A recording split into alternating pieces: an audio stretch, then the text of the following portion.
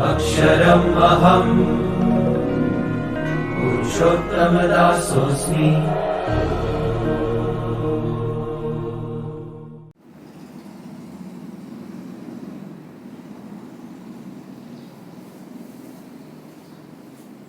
પ્રભાવિતા શું છે, પ્રચ્છન્નતા શું છે એની વાત થઈ. અપૂર્ણ પ્રભુતા તેમજ સહપ્રભુતાના સંબંધો અને ઉદાહરણોનો અભ્યાસ કર્યા બાદ હવે છે બહુજનનિક વારસો ઇઝ ઇક્વલ ટુ પોલીજેનિક ઇનહેરિટન્સ. આ બહુજનનિક વારસો એટલે કે એવા પ્રકારના લક્ષણોની અભિવ્યક્તિ કે જેમનું નિયંત્રણ કરવા માટે ત્રણ કે ત્રણથી વધારે પ્રકારના જનીનો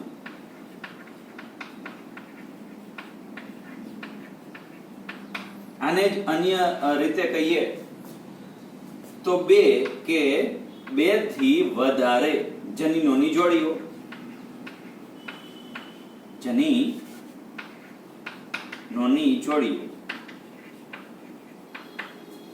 એક જ લક્ષણની અભિવ્યક્તિ માટે ત્રણ કે ત્રણથી વધારે પ્રકારના જનીનો અસર કરતા હોય અથવા બે કે તેથી વધુ જનીનોની જોડીઓ અસર હેઠળ લક્ષણની અભિવ્યક્તિ થતી હોય તો એ વારસો બહુજનનિક વારસો છે, બહુજનનિક લક્ષણ છે. બહુજનનિક લક્ષણો કે વારસા માટે જે કંઈ જનીનો જવાબદાર છે આ તમામ જનીનોને બહુજનીનો કહેવામાં આવે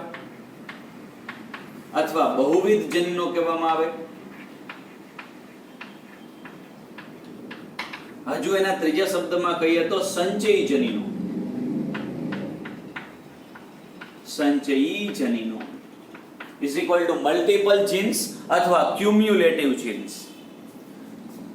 તો અત્યારે બહુજનનિક વારસો છે અને બીજી બાજુ એ વારસાની અભિવ્યક્તિ કરાવવા માટે બહુજનીનો છે. અત્યાર સુધી મેન્ડલના પ્રયોગ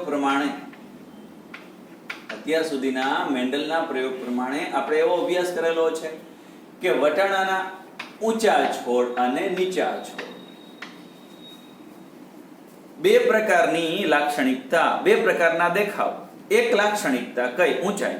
એ ઊંચાઈના દેખાવ કેટલા? બે પ્રકારના, ઊંચા અને નીચા. મેન્ડલ પ્રમાણે ઊંચા અને નીચા વચ્ચે કઈ નહીં, માત્ર બે જ ચરણ સીમા, ઊંચા અને નીચાની. એ જ રીતે પુષ્પનો રંગ જાંબલી અને સફેદ. મેન્ડલ પ્રમાણે કોઈ પણ લક્ષણની અંદર બે જ દેખાવ, બે જ અભિવ્યક્તિઓ છે મેન્ડલના પ્રયોગોની અંદર. પરંતુ વાસ્તવની અંદર કુદરતમાં ઘણા બધા લક્ષણોનો અભ્યાસ કરીએ તો ત્યાં દેખાવોની આપણને એક શ્રેણી પ્રાપ્ત થતી હોય. જેમ કે મનુષ્યની ઊંચાઈ, મનુષ્યની ઊંચાઈનું લક્ષણ લઈએ તો વિશ્વની અંદર માત્ર ઊંચા અને માત્ર નીચા એવા બે પ્રકારના મનુષ્યના દેખાવ હોતા નથી. એટલે કે માત્ર બે મોટા પ્રકારની ભિન્નતા હોતી નથી, એની વચ્ચે સમગ્ર શું હોય છે? શ્રેણી હોય છે. ઊંચાથી નીચા વચ્ચેની સમગ્ર શ્રેણી હોય છે. એટલે કે ભિન્નતા સમગ્ર ઘટકોમાં પ્રસરે છે. ઘટકો ઇઝ ઇક્વલ ટુ શ્રેણી. વિશ્વની અંદર ખૂબ ઊંચાથી માંડીને ખૂબ નીચા, એની વચ્ચે ઘણી બધી ઊંચાઈના મનુષ્ય જોવા મળે છે. એટલે કે મનુષ્યની ઊંચાઈ એક લક્ષણની અંદર દેખાવ માત્ર બે જ નથી, ઘણા બધા છે. એ રીતે મનુષ્યની ત્વચાનો રંગ લઈએ. મનુષ્યની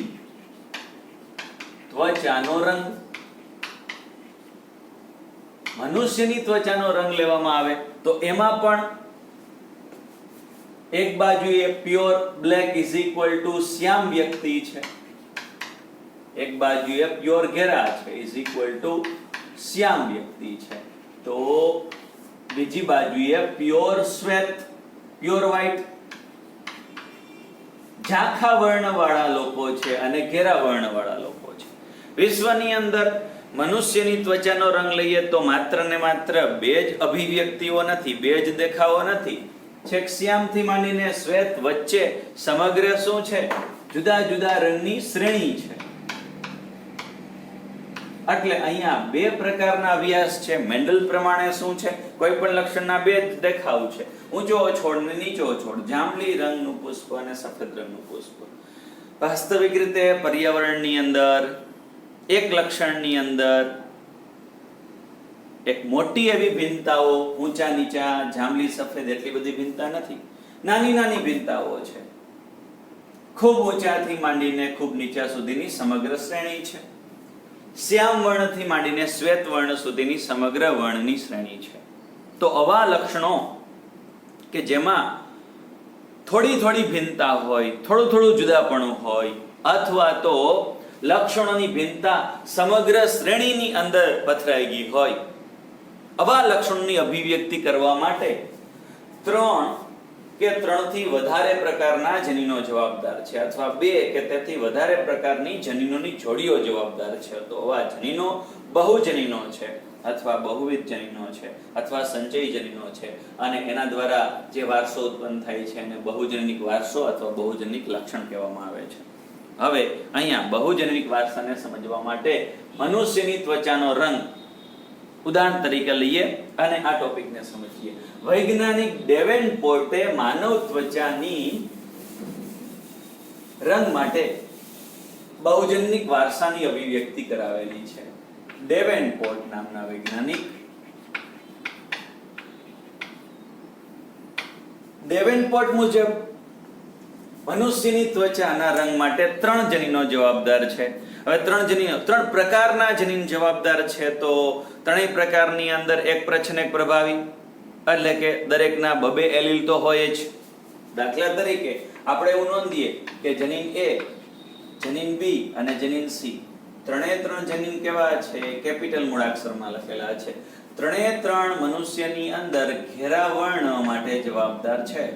3 જનીનો હાજર હોય તો એ પોતાની વ્યક્તિગત અભિવ્યક્તિ કરાવી મનુષ્યની ત્વચામાં ઘેરો રંગ આપે છે. તો 3 જનીનો કેવા છે? ઘેરા રંગ માટેના. ઘેરો રંગ મતલબ કાળો રંગ મતલબ શ્યામ રંગ. તો શ્યામ રંગ માટેના જનીનો 3. તો એના જ સ્મોલ સ્વરૂપ એટલે કે પ્રચ્છન્ન સ્વરૂપ small a, small b, small c. આવા જનીનો અભિવ્યક્ત થાય ત્યારે વર્ણ કેવો મળે છે? શ્વેત મળે છે. શ્વેત માટે રાઉન્ડ છે અને શ્યામ માટે ડોટ છે. તો આ શું છે? આ 3 જનીનો કેવી અભિવ્યક્તિ કરશે? શ્વેત રંગ માટેની અભિવ્યક્તિ કરશે. શ્વેત ઇઝ ઇક્વલ ટુ ઝાંખો રંગ.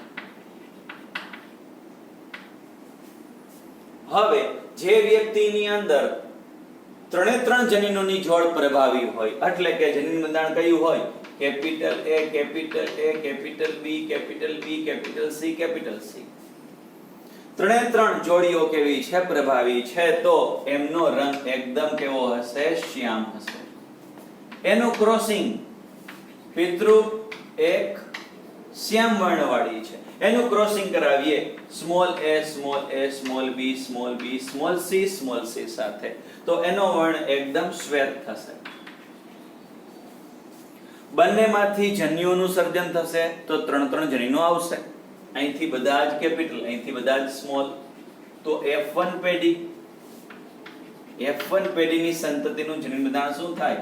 Capital A, small a, capital B, small b, capital C, small c. અત્યારે 3 જનીનો પ્રભાવી છે અને 3 પ્રચ્છન્ન છે. 3 ઘેરા વર્ણ ઉત્પન્ન કરવા માટેના છે અને 3 શ્વેત વર્ણ ઉત્પન્ન કરવા માટેના છે.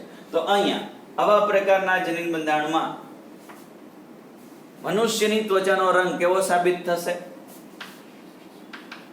મધ્યવર્ણી, મધ્યમ વર્ણી યા મધ્યવર્ણી, અથવા તો ઘઉં વર્ણો,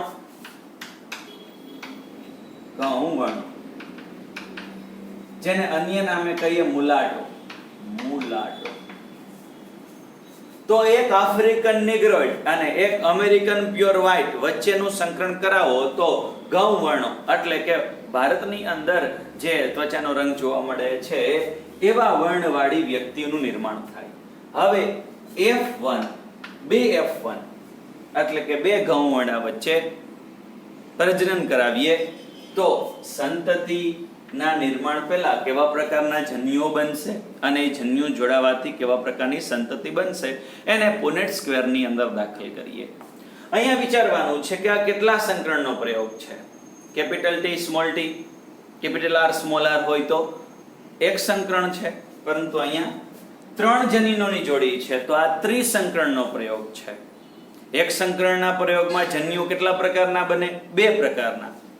કેપિટલ T જનીન બંધારણ ધરાવતા અને સ્મોલ t જનીન બંધારણ ધરાવતા. અહીંયા જન્યુઓ કેટલા પ્રકારના બનશે એ તમારે વિચારવાનું છે. જે જન્યુઓ બનશે એને આપણે પુનેટ સ્ક્વેરની અંદર દાખલ કરીએ. તો સૌપ્રથમ પુનેટ સ્ક્વેર ડ્રો કરીએ.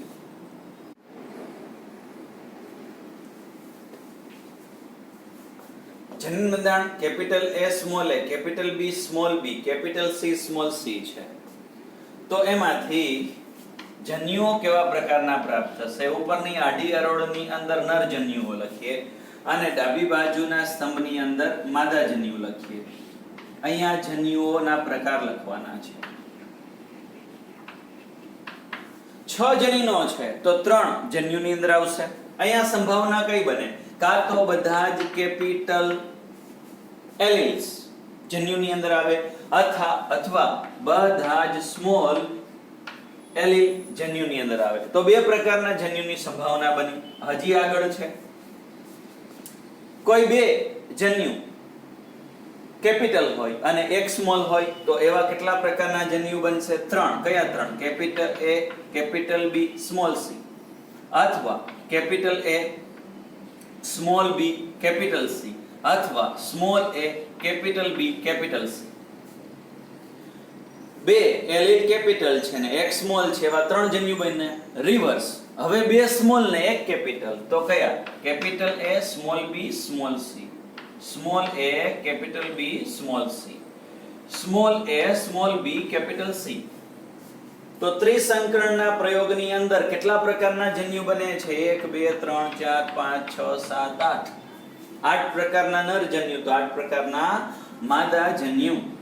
કયા? Capital A, capital B, capital C, small a, small b, small c, a, capital B, capital small c. એના પછી A capital B small capital C, એના પછી A small B capital C capital, એના બાદ A capital B small C small, A small B capital C small, A small B small C capital. 8 પ્રકારના જન્યુઓ 8 પ્રકારના જન્યુનું ફલન કરે તો 64 પ્રકારની જનીન પ્રકારની પ્રાપ્તિ થાય. હવે આમાંથી અમુક જન્યુને અમુક જન્યુ સાથે જોડીએ, અમુક નર જન્યુને અમુક માદા જન્યુ સાથે જોડીએ. તમારે તો બધા જ ખાનાઓ પૂર્ણ કરવાના છે, પરંતુ ઉદાહરણ તરીકે હું અહીંયા અમુક જ બોક્સનું ફિલિંગ કરીશ. પહેલો જન્યુ પહેલા જન્યુ સાથે જોડાય તો બધા જ જનીનો કેવા પ્રાપ્ત થાય? કેપિટલ. પહેલા પ્રકારનો જન્યુ બીજા પ્રકારના જન્યુ સાથે જોડાય તો 5 કેપિટલ અને 1 સ્મોલ. પહેલો જન્યુ પાંચમા જન્યુ પહેલો જન્યુ પહેલા બીજા ત્રીજા ચોથા પાંચમા સાથે જોડાય તો A capital B capital B small C capital C small. બધા જ capital 5 capital 1 small 4 capital 2 small. હવે પહેલા પ્રકારનો જન્યુ છેલ્લા પ્રકારના જન્યુ સાથે તો capital A small a, capital B small b, capital C small c. 3 capital ને 3 સ્મોલ. આગળ વિચારીએ, બીજા પ્રકારનો જન્યુ છેલ્લા પ્રકારના જન્યુ સાથે જોડાય તો capital A small a, capital B small b અને સ્મોલ c સ્મોલ c. કઈ ઘટના થઈ? 2 કેપિટલ ને 4 સ્મોલ. છેલ્લેથી બીજા પ્રકારનો જન્યુ છેલ્લા જન્યુ સાથે જોડાય. Small a small b capital C small c. એક જ કેપિટલ, બાકી બધાય સ્મોલ. છેલ્લા પ્રકારનો જન્યુનું જોડાણ છેલ્લા પ્રકારના જન્યુ સાથે થાય. Small a small b small c small c. એવું જરાય જરૂર નથી કે મેં લખેલા ઉદાહરણો તમારે લખવા, તમે ગમે તે લખી શકો, પરંતુ સંભાવના તો આટલામાંથી જ રહેશે, કાં તો બધા જ કેપિટલ અથવા બધા જ સ્મોલ. એક સ્મોલ, બે સ્મોલ, ત્રણ સ્મોલ, ચાર સ્મોલ, પાંચ સ્મોલ. વિરુદ્ધ પણ બોલી શકો. 5 capital, 4 capital, 3 capital, 2 capital, 1 capital, કોઈ કેપિટલ નહીં, બધા જ કેપિટલ. 7 સંભાવનાઓ પ્રાપ્ત થશે. 64 સજીવો, 64 સંતતિની પ્રાપ્તિ થઈ શકે, પરંતુ એમાં જનીન પ્રકાર અને સ્વરૂપ પ્રકાર તો 7 જ પ્રકારના પ્રાપ્ત થશે. જોઈએ કયા 7 પ્રકારના છે. આપણી પાસે દરેક મૂળાક્ષર લખવા માટે, દરેક કઈ લખવા માટે એનો કોડવર્ડ છે કે કેપિટલ હોય તો ડાર્ક અને સ્મોલ એલિલ હોય, પ્રચન હોય તો સર્કલ. આના વિશે સાંકેતિક ભાષા લખીએ તો બધા જ ડાર્ક છે. આના વિશે લખવું હોય કે આના જેવા અન્ય કોઈ માટે લખવું હોય તો 5 ડાર્ક માટેના છે જનીનો અને 1 સ્વેટ માટેનો છે. હજુ આગળ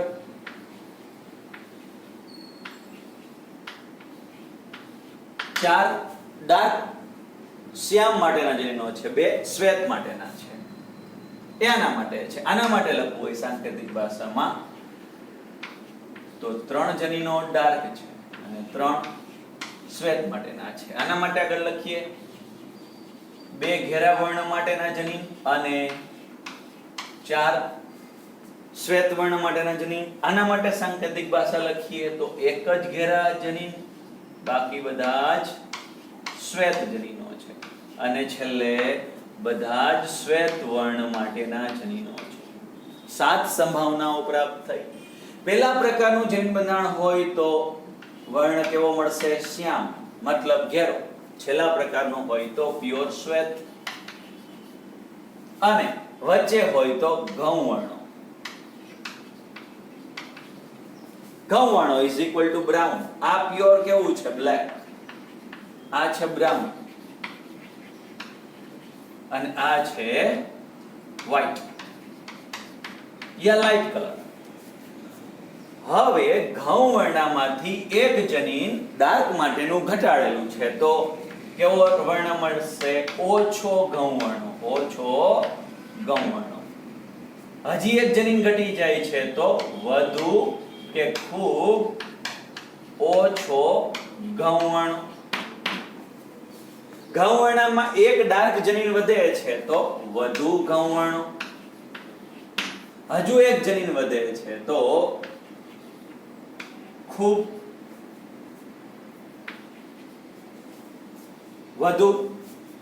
વધુ ઘઉં. અન્ય નામે કહીએ તો આ બ્લેક, આ બ્રાઉન, આ વ્હાઈટ, તો આ છે બ્રાઉન, તો આ છે લેસ બ્રાઉન, તો આ છે વેરી લેસ બ્રાઉન, તો આ છે બ્રાઉન માંથી વધુ is equal two dark brown, તો આ છે વેરી ડાર્ક બ્રાઉન. તો અત્યારે લક્ષણોની શું મળેલી છે? શ્રેણી મળેલી છે. Black, very dark brown, dark brown, brown, light brown, very light brown ને વ્હાઈટ. એટલે કે મેન્ડલે કીધેલા જે લક્ષણો છે માત્ર શ્વેત અને શ્યામ એટલી જ બે અભિવ્યક્તિઓ નથી, બંને અભિવ્યક્તિઓ વચ્ચે સમગ્ર ઘટકોની શ્રેણી છે કે જેમાં થોડા જ ભિન્નતાઓ જોવા મળે છે, થોડી જ ભિન્નતાઓ જોવા મળે છે. એકદમ શ્વેત અને શ્યામની ભિન્નતા નથી, વચ્ચે સમગ્ર શ્રેણી છે. હવે અહીંયા એટલો સારાંશ લેવાનો થાય જેમ જેમ સ્મોલ જનીનો, પ્રચ્છન્ન જનીનો વધતા જાય છે તેમ તેમ શ્વેત વર્ણનું પ્રમાણ વધતું જાય છે. આ બાજુથી બોલો. જેમ જેમ કેપિટલ જનીનોની સંખ્યા વધતી જાય છે તેમ તેમ શ્યામ વર્ણતા વધતી જાય છે, ડાર્કનેસ વધતી જાય છે. મતલબ કયો વારસો છે? બહુજનનિક વારસા કે બહુજનનિક લક્ષણોની અંદર સ્વરૂપ પ્રકાર અભિવ્યક્ત કરવા માટે દરેક જનીનનો કંઈક ને કંઈક ફાળો છે, એટલે કે વ્યક્તિગત જનીનનો ફાળો છે. અહીંયા એક કેપિટલ જનીન આવ્યું તો થોડોક ગૌણો રંગ આવ્યો, 2 આવ્યું તો એનાથી વધુ, 3 જનીન આવ્યા તો ગૌણો થઈ ગયો, 4 જનીન આવ્યા તો વધુ ગૌણો થઈ ગયો, 5 જનીન આવ્યા તો વધુ ગૌણો થઈ ગયો, ખૂબ વધુ ગૌણો થઈ ગયેલો છે. 6 જનીન કેપિટલ થઈ ગયા તો શ્યામ રંગ થઈ ગયેલો છે. મતલબ કે બહુજનનિક વારસાની અંદર કોઈ પણ સ્વરૂપ પ્રકાર અભિવ્યક્ત થવા માટે વ્યક્તિગત જનીનનો ફાળો છે. દરેક જનીનની કંઈક ને કંઈક ત્યાં પ્રદાન છે, એટલે કે દરેક જનીન કે વ્યક્તિગત જનીન લક્ષણોની અભિવ્યક્તિ કરવા માટે પોતાનો ફાળો આપે છે. શ્યામ રંગ કે શ્વેત રંગ એ કોના ઉપર આધારિત છે? શ્યામ રંગ હોવું કે શ્વેત રંગ હોવું કે વચ્ચેના કોઈ પણ પ્રકારનો ત્વચાનો વર્ણ હોવો, એની અંદર કેટલા પ્રકારના જનીનોની સંખ્યા છે તેના પર આધાર રાખશે. કેટલા પ્રકારના જનીનોની સંખ્યા આવેલી છે તેના આધારે વ્યક્તિનો શ્વેત રંગ છે કે શ્યામ વર્ણ છે એ નક્કી થશે. બધા જ સ્મોલ છે તો શ્વેત છે, બધા જ કેપિટલ છે તો શ્યામ છે. ચલો 64 સંતતિઓ પ્રાપ્ત થાય છે, પરંતુ આ ઉદાહરણની અંદર બધા જ કેપિટલ વાળા અને શ્યામ વર્ણ વાળા કેટલા હોય? 1. અહીંથી ગણતરી કરીને તમારે કહેવાનું છે, હું સીધું લખી નાખું છું. શ્વેત વાળા પણ 1 શ્યામ 1 શ્વેત. પછી ખૂબ વધુ ઘઉં વર્ણ વાળા 6 હોય, બહુ ઓછો ઘઉં વર્ણ વાળા પણ 6 હોય, વધુ ઘઉં વર્ણ વાળા 15 હોય, ઓછા ઘઉં વર્ણ વાળા 15 હોય, અને 20 કેવા હોય? મધ્યમ વર્ણી હોય. તો પોલીજેનિક ઇનહેરિટન્સ કે જેમાં બહુજનીનો છે, સંચય જનીનો છે, ત્યારે સ્વરૂપ પ્રકારનું પ્રમાણ શું પ્રાપ્ત થશે? 1 6 15 20 15 6 1. આવું ક્યાંય બી લખેલું હોય તો એ બહુજનીનો છે. ઇન શોર્ટ કહીએ તો મધ્ય સંખ્યાની બંને બાજુએ સંખ્યાઓ સમાન આવતી હોય. 20 પછી 15 15 પછી 6 6 પછી 1 1. એવું કોઈ પણ સ્વરૂપ પ્રકારનું પ્રમાણ આપવામાં આવે તો એ હંમેશા બહુજનીનો જ છે અને બહુજની વારસો પણ છે. તો અત્યારે બહુજનીનોનો અભ્યાસ પૂરો કરેલો છે. તો અત્યાર સુધી આપણે એવું ભણતા હતા કે એક લક્ષણ માટે એક જ પ્રકારનું જનીન જવાબદાર છે. એક જ પ્રકારનું જનીનનો મતલબ પછી એના એલીલ 2 હોય. ઊંચાઈ માટેનું જનીન ટી તો એના એલીલ 2 છે, કેપિટલ ને સ્મોલ ટી. પુષ્પના રંગ માટેનું જનીન આર અને સ્મોલ આર. તો એક લક્ષણ માટે એક જ જનીન જવાબદાર હતું અથવા એક જ જોડી જવાબદાર હતી. હવે નવી જનીન વિદ્યા શીખા કોના દ્વારા? બહુજનનિક વારસા દ્વારા. કે લક્ષણ એક કયું? મનુષ્યની ત્વચાનો રંગ, પણ જનીનોની જોડીઓ કેટલી જવાબદાર? 3. તો જનીનો કેટલા જવાબદાર? 3. જનીનોના પ્રકાર 3, જનીનોની જોડી 3. હવે બહુજનનિક વારસાના ટોપિક બાદ હવે વાત કરીએ પ્રભાવિતાની સંકલ્પના, એટલે કે જનીન પ્રચ્છન્ન છે કે પ્રભાવી છે, એના માટે કયું કારણ જવાબદાર છે?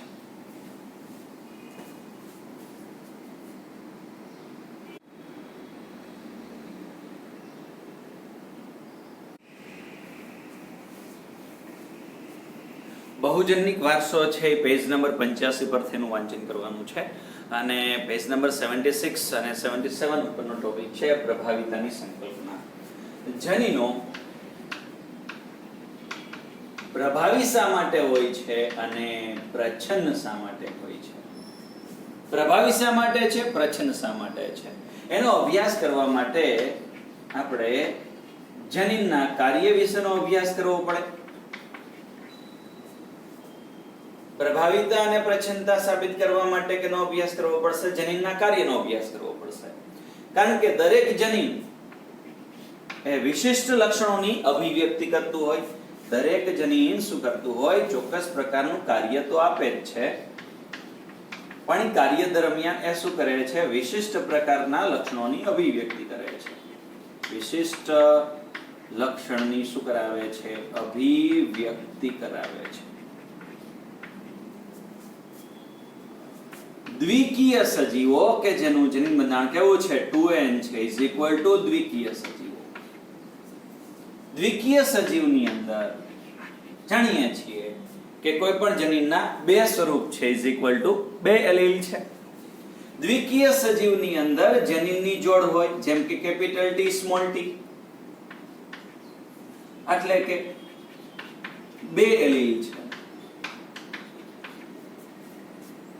હવે આ દ્વિકીય સજીવની અંદર એવું જરાય જરૂરી નથી કે જોડમાં રહેલા બંને જનીનો સમાન જ હોય, એટલે કે કેપિટલ T કે સ્મોલ t હંમેશા સમયુગ્મી હોય એવું જરાય જરૂરી નથી. આવું પણ હોઈ શકે, શું કેપિટલ T સ્મોલ t પણ હોઈ શકે, મતલબ કે એક જનીન બીજાથી અલગ છે. કેપિટલ T થી અલગ કોણ થઈ ગયું છે, સ્મોલ t. અહીંયા તો એક એલીલ થી બીજું એલીલ અલગ હોવા માટે જવાબદાર એ એલીલમાં આવેલું પરિવર્તન છે. અને આવા પરિવર્તન એલીલમાં આવવાના કારણે એમાં જે કઈ માહિતી હોય એનું શું થઈ ગયું હોય, રૂપાંતરણ. કેપિટલ T અને કેપિટલ T પાસે એક સમાન માહિતી છે, પરંતુ કોઈ એક એલીલની અંદર રૂપાંતર થાય, ફેરફાર થાય, તો એમાં જે માહિતી સંગ્રહાઈ ગયેલી છે એ માહિતીમાં પણ રૂપાંતર થાય.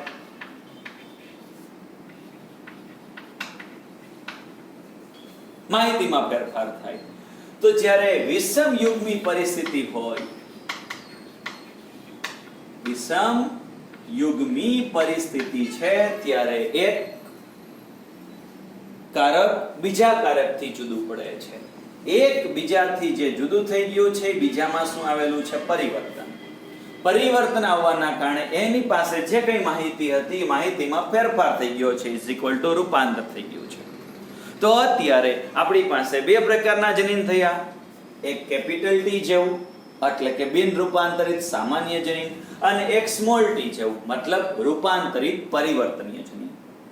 હવે આ સામાન્ય જનીન અને રૂપાંતરિત જનીનને સમજવા માટે આપણી ટેક્સ્ટબુકે ઉત્સેચકની સંકલ્પના આપેલી છે કે એક જનીન શું ઉત્પન્ન કરે છે, ઉત્સેચક. જનીન એક છે જે ઉત્સેચક ઉત્પન્ન કરવા માટે જવાબદાર છે, પરંતુ એ જનીનના વૈકલ્પિક સ્વરૂપો બે પ્રકાર છે. એ જનીનની કોપીઓ ઇઝ ઇક્વલ ટુ દ્વિકૃતિઓ. જનીનની દ્વિકૃતિ છે અથવા દ્વિસંયોજન છે, અથવા બે પ્રકારની કોપીઓ છે. તો એક જનીન કે જે ઉત્સેચક ના નિર્માણ કે સંશ્લેષણ સાથે સંકળાઈ ગયું છે, એની બે કોપીઓ છે, એના બે એલીલ છે. એના બે એલીલ વિશે વાત કરીએ તો કઈ સંભાવના હોય, તો કાં તો કેપિટલ E હોય, અથવા કેપિટલ E સ્મોલ e હોય, અથવા સ્મોલ e સ્મોલ e હોય. હવે આ બે એલીલમાંથી જનીનના એલલ અથવા વૈકલ્પિક કારકો બે પ્રકારના વિચારીએ.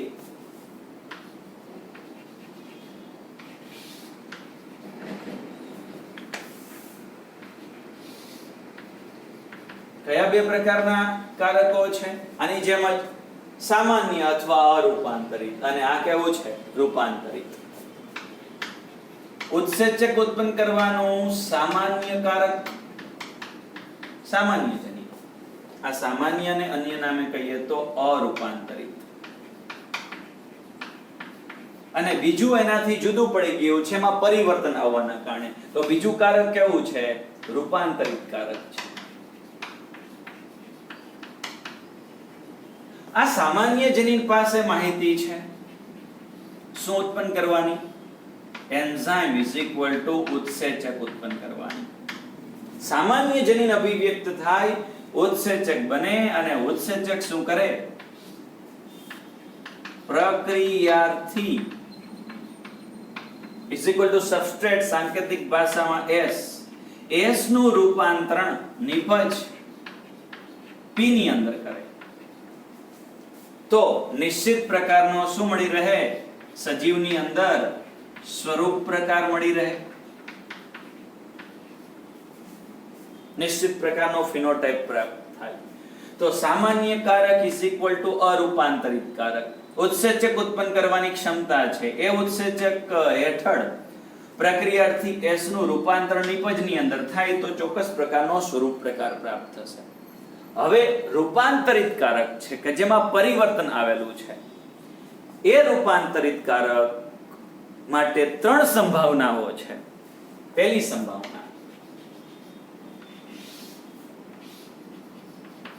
સંભાવના કઈ છે? તો રૂપાંતરિત કારક અભિવ્યક્ત થાય ત્યારે કાં તો ક્રિયાશીલ ઉત્સેચક બને અથવા ઓછો ક્રિયાશીલ ઉત્સેચક બને. અહીંયા 2 સંભાવના છે શરૂઆતમાં, કાં તો ક્રિયાશીલ ઉત્સેચકનું નિર્માણ થાય અથવા તો બીજો ઓપ્શન કયો છે? ઓછી કાર્યક્ષમતા વાળો ઓછો ક્રિયાશીલ ઉત્સેચક ઉત્પન્ન થાય. બીજી સંભાવના કઈ છે? બિન કાર્યક્ષમ ઉત્સેચક ઉત્પન્ન થાય. બિન કાર્યક્ષમ ઉત્સેચક ઉત્પન્ન થાય. અને ત્રીજી સંભાવના, એના દ્વારા જે કંઈ ઉત્પાદન થતું હોય એ ઉત્સેચક જ ન હોય અથવા કોઈ ઉત્પાદન જ ન થાય.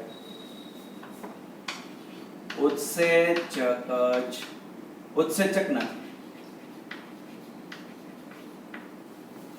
એટલે રૂપાંતરિત કારક માટે 3 સંભાવના છે. કાં તો રૂપાંતરિત કારક ક્રિયાશીલ ઉત્સેચક ઉત્પન્ન કરે અથવા ઓછો ક્રિયાશીલ ઉત્સેચક ઉત્પન્ન કરે. બીજી સંભાવના, ઉત્સેચક ઉત્પન્ન કરે પણ એ કાર્યક્ષમ ન હોય. અને ત્રીજો, ઉત્સેચક ઉત્પન્ન કરતો જ નથી. તો હવે આવી પરિસ્થિતિની અંદર પ્રથમ પરિસ્થિતિ વિશે વર્ણન કરીએ તો લગભગ રૂપાંતરિત કારક અને અરૂપાંતરિત કારક બંનેની લાક્ષણિકતા એક સરખી જ છે. આ ક્રિયાશીલ ઉત્સેચક શું કરશે? આ ક્રિયાશીલ ઉત્સેચક પ્રક્રિયાર્થીનું નિપજમાં રૂપાંતર કરશે તો સ્વરૂપ પ્રકાર અભિવ્યક્ત થશે. એટલે કે રૂપાંતરિત કારક ક્રિયાશીલ ઉત્સેચક ઉત્પન્ન કરે તો પ્રક્રિયાર્થીનું નિપજમાં રૂપાંતર થાય, સ્વરૂપ પ્રકાર પ્રાપ્ત થાય. તો આ સામાન્ય કારકને આપણે કેપિટલ E લઈએ તો પછી આ ક્રિયાશીલ ઉત્સેચક ઉત્પન્ન કરે એવા રૂપાંતરિત કારકને કેપિટલ E ની સમકક્ષ ગણી શકાય જ. એટલે આને પણ શું ગણી શકાય? કેપિટલ E એવું ગણી શકાય. તો કેપિટલ E સામાન્ય સ્વરૂપ પ્રાપ્ત કરાવે છે. પરંતુ આ બંને વિશેની વાત કરીએ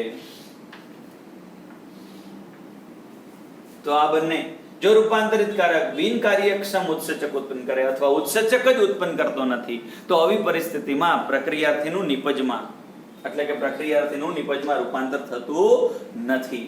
તો આ રૂપાંતરિત કારકને સાંકેતિક ભાષામાં આપણે સ્મોલ e તરીકે લખી શકીએ. તો હવે અહીંયા કહી શકાય કે અહીંયા સ્વરૂપ પ્રકાર પ્રાપ્ત થતો નથી, અહીંયા સ્વરૂપ પ્રકાર પ્રાપ્ત થાય છે. તો સીધો સારાંશ મળે કે સ્વરૂપ પ્રકાર કેવા પ્રકારનો પ્રાપ્ત થશે તેનો આધાર કોની ઉપર રહેશે? રૂપાંતરિત ઉપર કે સામાન્ય ઉપર? ડેફિનેટલી અરૂપાંતરિત અથવા તો સામાન્ય ઉપર રહેશે. તો અત્યારે સ્વરૂપ પ્રકારની અભિવ્યક્તિ માટે સંપૂર્ણ રીતે સ્વરૂપ પ્રકારની અભિવ્યક્તિ સંપૂર્ણ રીતે કોના ઉપર નિર્ભર છે? અરૂપાંતરિત પર નિર્ભર છે. જ્યારે રૂપાંતરિત આવે છે ત્યારે સ્વરૂપ પ્રકાર અભિવ્યક્ત થતો નથી. તો સીધી બાબત કહી શકાય કે સામાન્ય કારક છે એને શું કહી શકાય? પ્રભાવી. અને અસામાન્ય કારક છે સ્મોલ e જેવા રૂપાંતરિત કારક છે એને શું કહી શકાય? પ્રચ્છન્ન. તો પ્રચ્છન્ન કારકની અભિવ્યક્તિઓ થાય કઈ પરિસ્થિતિમાં? સ્મોલ e પરિસ્થિતિ હોય ત્યારે સ્મોલ ઈ પરિસ્થિતિ હોય ત્યારે પ્રચ્છન્ન કારકની અભિવ્યક્તિ થાય છે. તો બિનકાર્યક્ષમ ઉત્સેચક અથવા ઉત્સેચક ઉત્પન્ન થતો જ નથી, સ્વરૂપ પ્રકાર અભિવ્યક્ત થશે નહીં. જ્યારે અન્ય પરિસ્થિતિઓ કઈ કેપિટલ ઈ કે કેપિટલ ઈ સ્મોલ ઈ હોય તો આવી પરિસ્થિતિની અંદર સ્વરૂપ પ્રકાર અભિવ્યક્ત થશે. કારણ કે અહીંયા બંને પ્રભાવી છે, અહીંયા એક પ્રભાવી છે અને નીચે એક પ્રચ્છન્ન છે, તો આ બંનેના સ્વરૂપ પ્રકાર તો સમાન જ હશે. મોટા ભાગની કુદરતમાં જોડીઓ આ પ્રકારની હોય કે એક સામાન્ય કારક છે, બીજો રૂપાંતરિત છે, પણ રૂપાંતરિત કાં તો ક્રિયાશીલ ઉત્સેચક બનાવતો હોય અથવા ઓછો ક્રિયાશીલ ઉત્સેચક બનાવતો હોય. આવી જોડીઓ કુદરતની અંદર કેવી છે? સામાન્ય છે. હવે આપણે લક્ષણોની વાત કરતા હતા કે જનીન બીજી બાજુના લક્ષણ. કોઈ પણ સજીવનો લક્ષણ આ તમામ જનીન વિદ્યાને લાગુ પડતી બાબત છે. તમામ જનીન વિદ્યાને કે એક બાજુ સજીવનો શું છે? જનીન પ્રકાર છે. બીજી બાજુ શું છે? સ્વરૂપ પ્રકાર છે. સ્વરૂપ પ્રકાર છે. જનીન પ્રકાર સ્વરૂપ પ્રકાર ઉપર અસર કરે એટલું જ નહીં, બીજી બાજુ પર્યાવરણીય પરિબળો પણ લક્ષણોની અભિવ્યક્તિ માટે જવાબદાર છે. આઇડેન્ટિકલ ટ્વિન્સ, સમજાત જોડિયા બાળકો, જનીન પ્રકાર સમાન છે છતાં પણ એનો વર્ણ અલગ અલગ છે. શા માટે? એક ખુલ્લા તાપની અંદર કાર્ય કરે છે તો એની ત્વચા સહેજ ડાર્ક હશે, બીજો એર કન્ડિશન ઓફિસમાં કામ કરે છે તો એની ત્વચા, એનો વર્ણ ઉજળો હશે. મતલબ કે સ્વરૂપ પ્રકાર અભિવ્યક્ત થવા માટે જવાબદાર જનીન પ્રકાર અને બીજું કોણ છે? પર્યાવરણીય પરિબળો. તો આગલો ટોપિકનું જે વર્ણન કર્યું કયું? બહુજનનિક વારસો. એમાં બહુજનનિક વારસો અભિવ્યક્ત તો કરે જ છે, પરંતુ બીજી બાજુ એ જનીનો ઉપર કેની અસર થતી હોય છે? પર્યાવરણીય પરિબળોની પણ અસર થતી હોય છે. ઇન શોર્ટ કહીએ તો સજીવનો સ્વરૂપ પ્રકાર, સજીવનું લક્ષણ, સજીવનો દેખાવ બે બાબત ઉપર આધાર રાખશે. એક જનીન પ્રકાર ને બીજું છે એ પર્યાવરણીય પરિબળો. તો અત્યારે બે બાબતો પૂર્ણ કરેલી છે, બહુજનનિક વારસો અને પ્રભાવિતાની સંકલ્પના. પ્રભાવિતાની સંકલ્પનામાં ઉદાહરણ કેનું છે? ઉત્સેચકનું છે. સામાન્ય કારક, બીજી બાજુ કોણ છે? રૂપાંતરિત કારક.